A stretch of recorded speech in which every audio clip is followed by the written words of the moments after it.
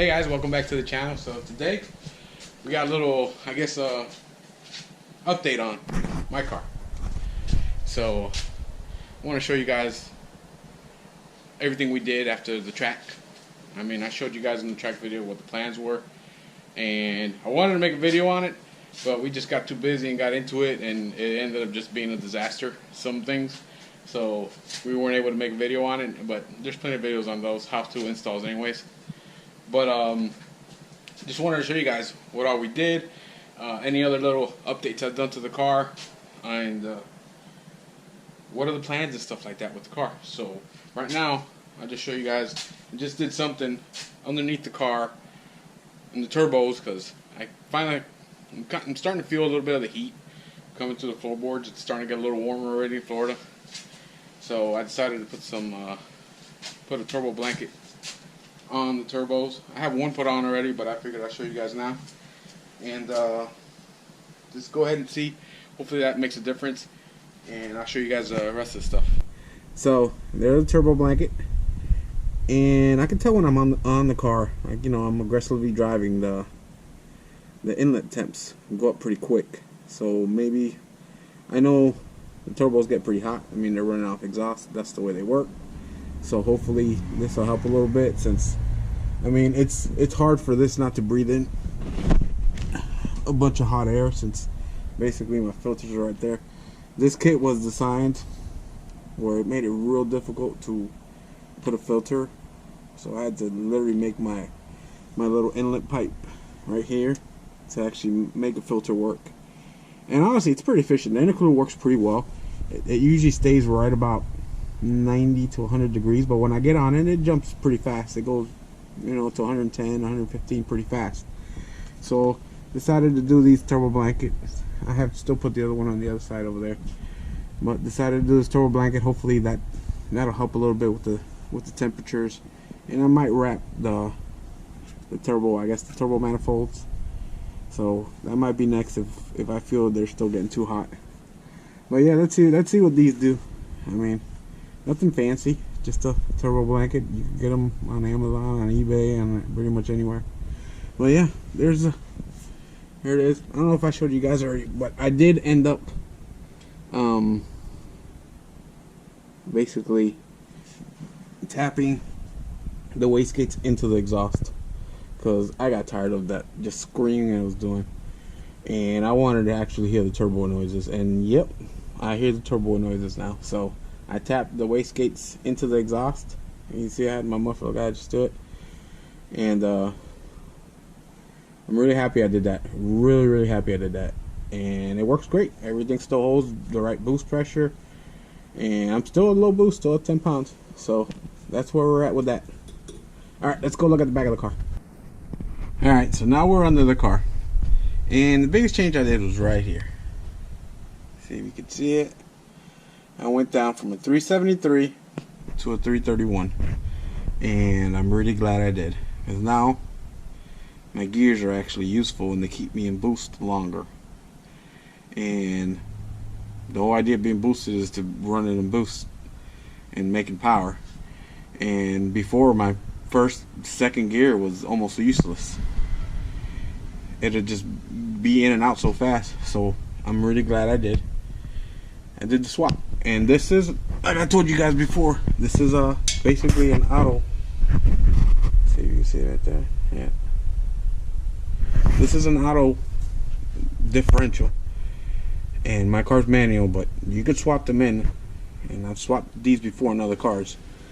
So one other good reason for this too, these suckers are light, a lot lighter. These probably weigh maybe 60 pounds, and the manual ones that are cast steel are close to 100 pounds. So this is probably about 40 pounds, 40 pound difference between a manual one that's cast steel and auto one that's all aluminum. So all we did was put a new flange on it right there, and that's it. That's all it was. We also did some VMR diff lockouts, basically to stiffen up the diff mounts. That should help a little bit with the drag racing stuff I plan on doing. these are actually pretty simple to do, and I figured if everything was coming out, might as well do it one time, right? So you can see one there and another one over here front. I don't know if you'll be able to see it now. There's another one right there on the front mount, and they go both, and I guess in the back sides. Well, I guess this one's the front side, I guess, and this one's on the back side.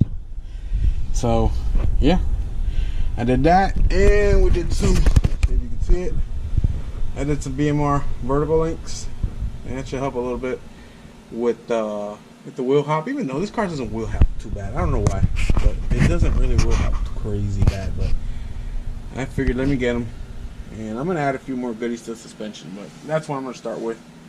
And there's the GT 350 half shaft that's there. So yep, so that's it pretty much.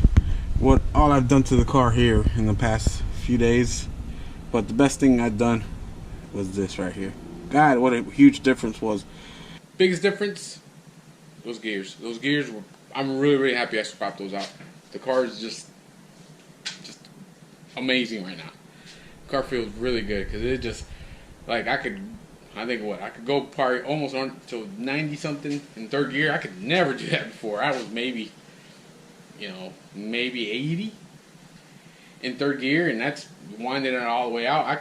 I'm gonna do a video on the difference here soon.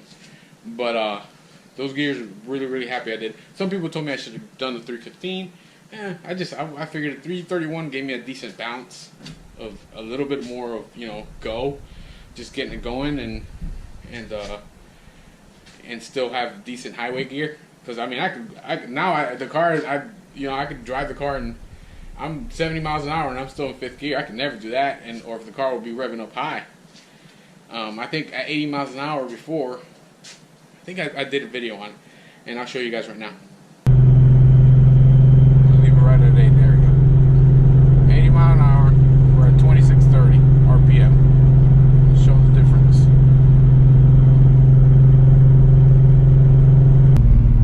You can see the difference is, like I said, just about 500 RPM.